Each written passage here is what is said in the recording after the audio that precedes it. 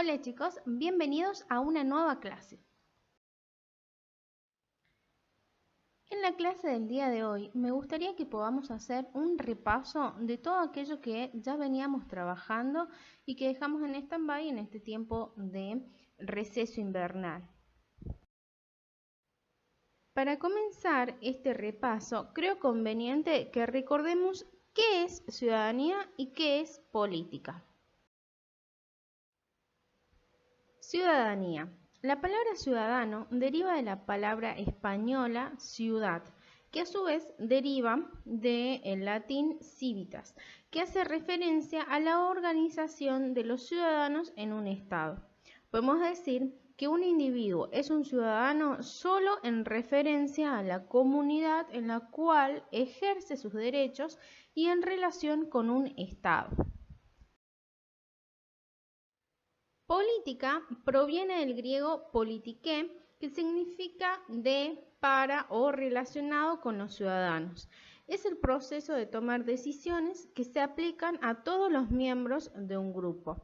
El significado de política es muy amplio y está relacionado a todo lo que se refiere al espacio público. Si bien el concepto de política es muy amplio, hay 4 elementos que son propios de la política y son necesarios para que exista. Uno de ellos es la comunidad o sociedad. Para que haya política es necesario que existan personas que vivan en un mismo territorio. También es necesario las diferencias, ya que esto es clave, ya que existe política porque existen las diferencias. Las personas somos distintas y por ende tenemos pensamientos e intereses distintos, pero es necesario que se pueda llegar también a un acuerdo. Es por eso que se hace necesario entonces el consenso. Para que haya política es necesaria la posibilidad de ponernos de acuerdo, ya que si esto no fuera posible, no quedaría otra opción que recurrir entonces a la violencia. Por ende, el consenso es necesario para llegar a soluciones en las que todos, o bueno, al menos la mayoría, estén de acuerdo. También vamos a ver el tema de la coerción. Es la presión que se ejerce sobre alguien, puede ser por la fuerza o por la autoridad, para limitar o impedir ciertas acciones. La política implica la amenaza latente del uso de la violencia para que unos hagan lo que otros dicen aún sin estar de acuerdo. Como ya dijimos, hay diferentes formas de ver y pensar la política. Ahora vamos a hacer un recorrido rapidito por algunos de los filósofos y pensadores y sus concepciones sobre política. Algunos de ellos sostienen que la política es una cuestión de consenso, mientras algunos otros piensan que la política es como una forma de dominación de algunos por sobre otros y por ende lo ven más emparentado con la coerción.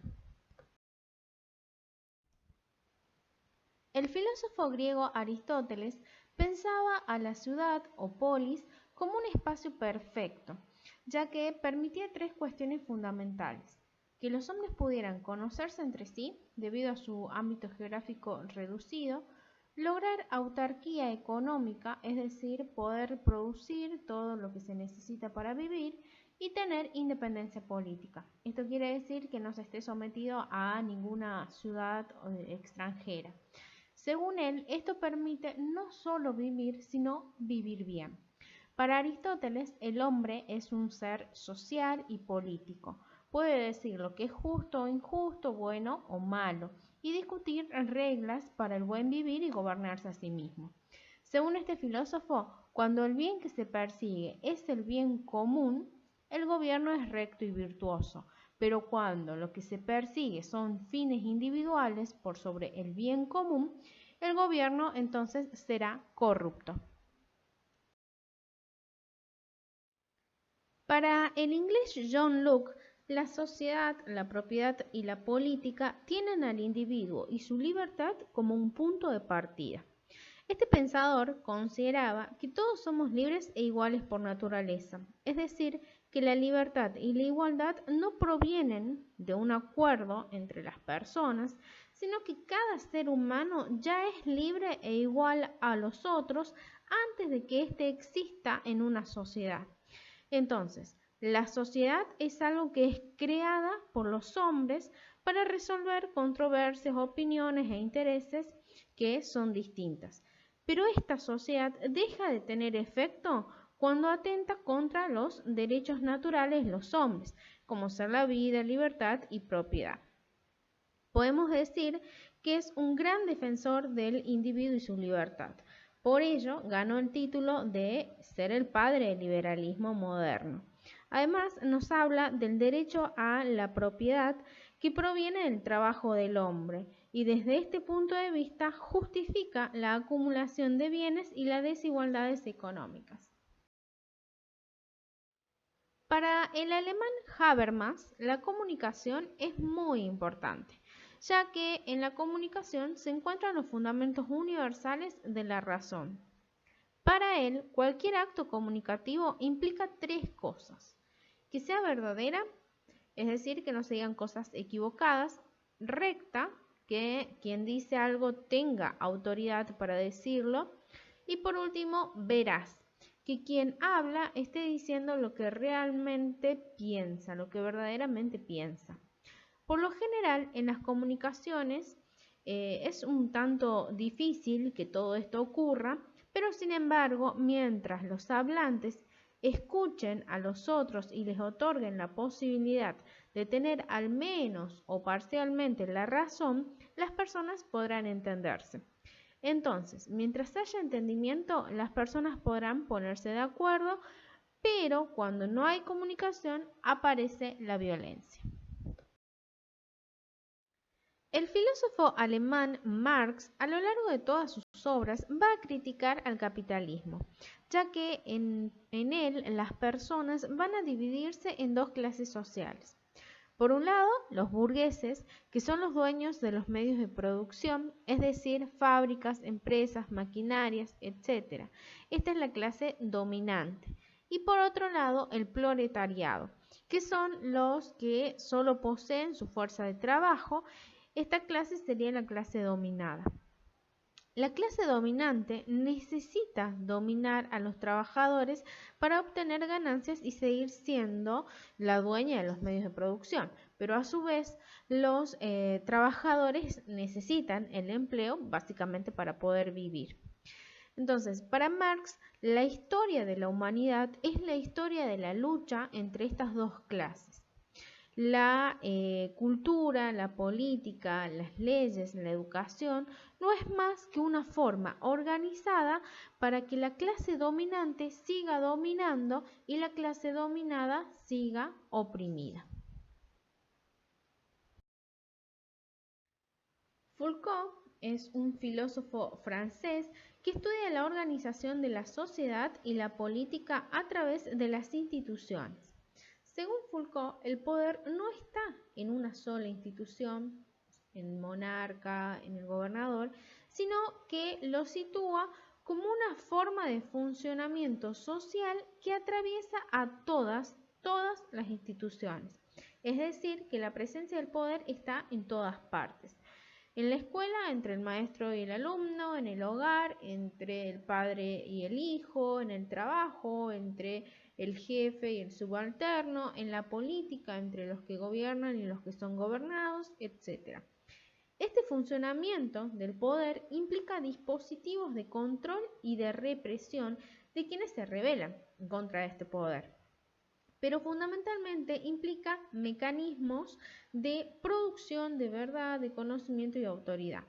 Es a partir de la construcción de un discurso que es socialmente aceptado, o sea, que es aceptado por todos, que estos mecanismos logran un orden social determinado.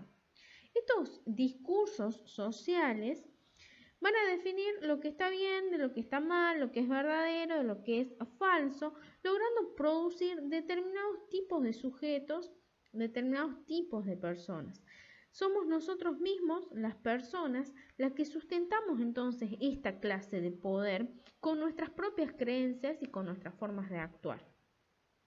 Entonces, la existencia de estos dispositivos de poder, sin embargo, no van a impedir que exista una cierta resistencia a este poder. Es por ende que es muy importante este filósofo.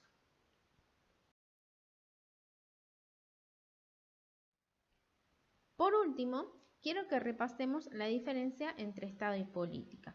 Hay muchas definiciones de Estado, al igual que de política, pero a grandes rasgos podemos decir que el Estado es una forma de organización histórica que tienen el derecho exclusivo al uso de la fuerza dentro de un territorio y sobre una población concreta e incluye generalmente un conjunto de normas que regulan su actividad y es reconocido también por otros estados del mundo.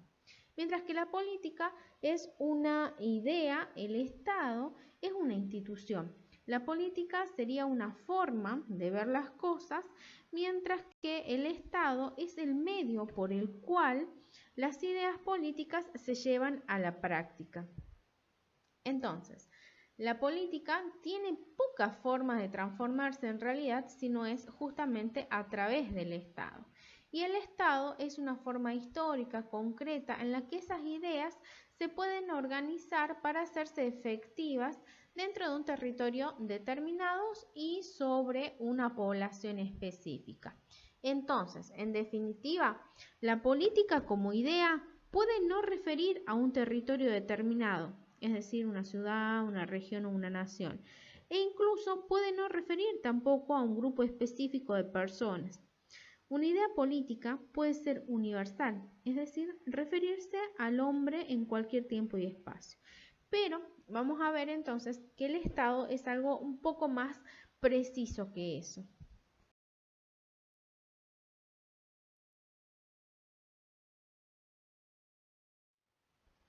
Bueno chicos, eso es todo por hoy. Espero que esta clase les haya servido para aclarar algunas ideas, para recordar todo lo que venimos trabajando y les voy a dejar una tarea que es un juego para que realicemos y nos vemos la próxima clase. Saludos.